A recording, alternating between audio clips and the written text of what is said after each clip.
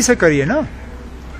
जो लोग 370 के यहाँ से उड़ाने के बाद ये दावा कर रहे थे कि सारी मिलिटेंसी 370 के साथ जुड़ी हुई है और इसको हटाने के बाद जो है जम्मू कश्मीर जो है पूरी तरह से यहाँ पे अमन छाया रहेगा, ये सवाल आप उनसे करिए। हमने बार बार कहा है कि मिलिटेंसी का 370 से कोई लेन देन नहीं था, हटाने से भी मिलिटेंसी पे कोई खास असर नहीं पड़ेगा और ये साबित हुआ है। ये लोग लापरवाही कर रहे हैं, ये लोग अपने काम के तरफ ध्यान ही नहीं दे रहे हैं, बाकी चीज़ों में लगे हुए हैं। आपके जो आला अफसर हैं उनको काम के तरफ कोई ध्यान नहीं है, उनको हालात को सुधारने में जो रोल अदा करना चाहिए वो कर नहीं रहे हैं। फारूक साहब कह रहे हैं कि सेटलमेंट ऑफ इशू के लिए ये जो है अटैक्स हो रहे हैं। मैं उसमें कुछ नहीं कहूंगा ना, ये आपने फारूक साहब से सवाल किया, वो फारूक साहब का जो जवाब है आपके सामने है। सर, क्या आप मानते हैं कि ये सिक्योरिटी लैब से बीजेपी की तरफ से? बीजेपी के तरफ से नहीं ना, बीजेपी का ये हुकूमत के तरफ से जो है लापरवाही है, उसमें तो आप इनकार कर नहीं सकते हो।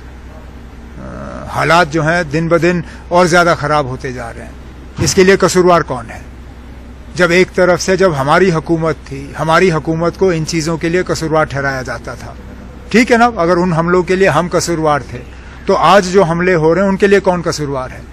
जाहिर सी बात है ये लोग हैं और उनको हालात सुधारने में जो रोल अदा करना चाहिए वो नहीं कर रहे हैं। अब हम यही उम्मीद कर सकते हैं कि ये जो सीनियर पोस्टों पे बैठे हुए हैं, चाहे वो राजभवन हो, चाहे वो राजभवन के एडवाइजर हों, मेहरबानी करके अपने ऐशो आराम को छोड़ें और अपने काम के तरफ जो है ज्यादा तवज्जो दें। जैसे ग्रोइंग डिमांड की इंडिया को रेस्पॉन्ड करना चाहिए और जो मिलिटेंट बेसिस पीओके में उनको स्ट्राइक करना चाहिए। मेरा उसमें कोई कहना नहीं है ना, जो मैंने इस तरह की कोई डिमांड सुनी नहीं है और इस तरह के फैसले हम जैसे लोग नहीं करते। इस तरह के फैसले जो हैं वो बड़े पैमाने पे होते हैं, लेकिन इससे पहले भी आपने स्ट्राइक किया, क्या ये हमले रुके? आपने बढ़ चढ़ के जो है बालाकोट में स्ट्राइक करने का दावा किया, उसके बावजूद जम्मू कश्मीर में मिलिटेंसी ख़त्म नहीं हुई।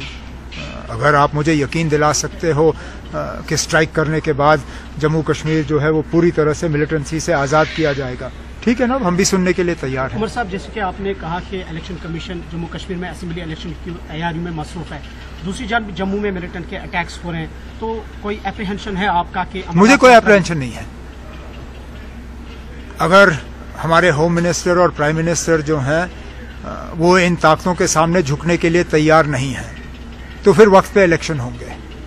लेकिन अगर हमारे प्राइम मिनिस्टर, होम मिनिस्टर के पैर थोड़े हिल गए और वो इन ताकतों के सामने झुक गए और इन हमलों के बाद उन्होंने इलेक्शन पोस्टपोन किया, तो मुझे लगता है वो हमारे मुल्क के लिए एक बहुत बुरी बात होगी। ये हमले अगर किए जा रहे हैं इलेक्शन पोस्टपोन करने के लिए, तो फिर मैं तो यही उम्मीद करूंगा कि हम इन ताकतों को कामयाब होने नहीं देंगे।